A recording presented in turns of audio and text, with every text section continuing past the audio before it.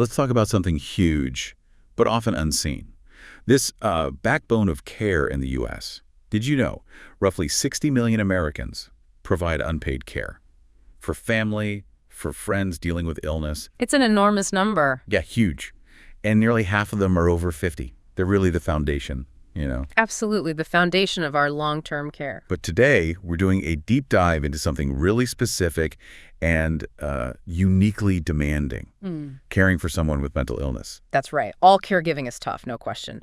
But the sources we looked at, they really highlight that caring for someone with a mental health condition, it brings distinct difficulties. They take a real toll. Okay, so let's unpack this a bit. What makes this specific type of caregiving so complex based on what we found? Well, the material points to a few key things. For one, mental illness, it's often invisible, right? Not like a broken leg. It's not always easy for others to understand. And the behaviors that can come with it, they can be unpredictable, challenging, sometimes really upsetting. Plus, the recovery path, it can be long, there can be setbacks, and sometimes, well, the person might not even be ready for help.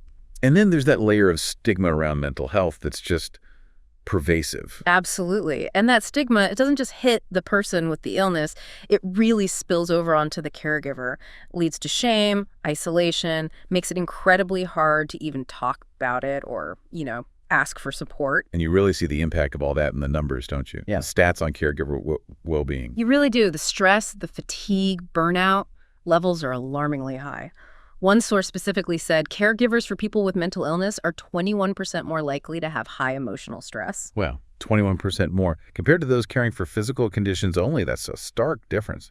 It really highlights the specific emotional weight here.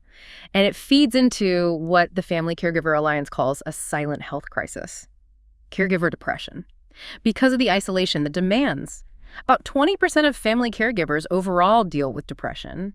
And you have to think it's likely even higher in this specific group. It's silent because it often goes unseen, unaddressed. Which just underscores why self-care for caregivers isn't just like a nice idea. It's absolutely foundational. We saw that point in the sources, kind of a sobering one, about caregivers sometimes passing away before the person they care for.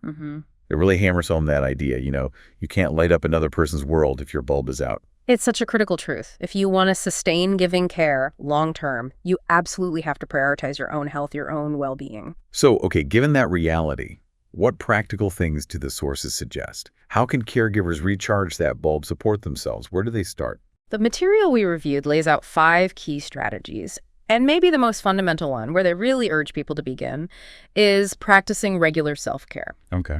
And this is more than just, sleep and eating right, though that's huge. It's about finding calming techniques, actually making time for hobbies, things you enjoy, taking scheduled breaks. One caregiver in the source material mentioned finding activities that are just fun, even for a little while. Yeah, finding moments of fun, taking breaks amidst everything.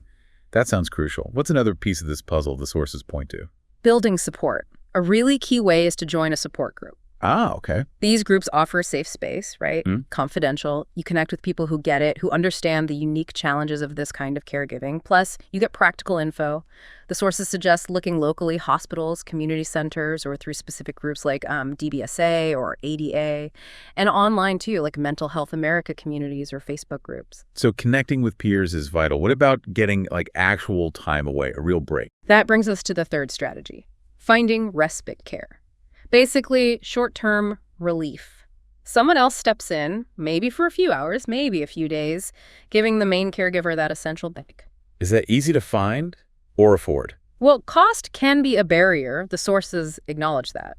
But there are programs out there to help fund it. And resources like the ARCH National Respite Locator or your local area agency on aging can help you find services nearby. Okay, good to know there are ways to find that relief. What about tapping into bigger support networks? Yeah, the sources definitely recommend contacting organizations that help caregivers specifically. These groups often have resources, they advocate, offer support programs. Think groups like the Caregiver Action Network, Family Caregiver Alliance, National Alliance for Caregiving. And if you're caring for a veteran, the VA has dedicated programs too. Right. And the fifth strategy, the sources also mentioned professional help. Yes, exactly. Seeking professional counseling. A therapist can provide that impartial space, help process tough emotions, develop coping skills for the stress and burnout, and importantly, help with problem solving and setting boundaries. That's a big one in caregiving. Checking insurance, searching online directories.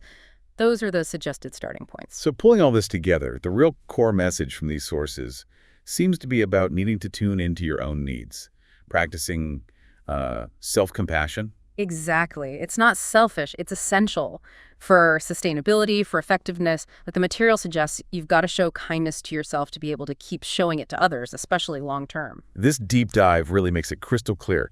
Supporting these millions of family caregivers isn't just some secondary issue. It's absolutely vital for their own well-being and for their ability to keep providing that care. Their role really does underpin so much of our care system. Which kind of leaves us, and you listening, with this thought to carry forward. We know how foundational, how hidden sometimes this role is. So how can we as communities, as individuals, move beyond just recognizing it to actually actively valuing and providing real, tangible support to the caregivers all around us?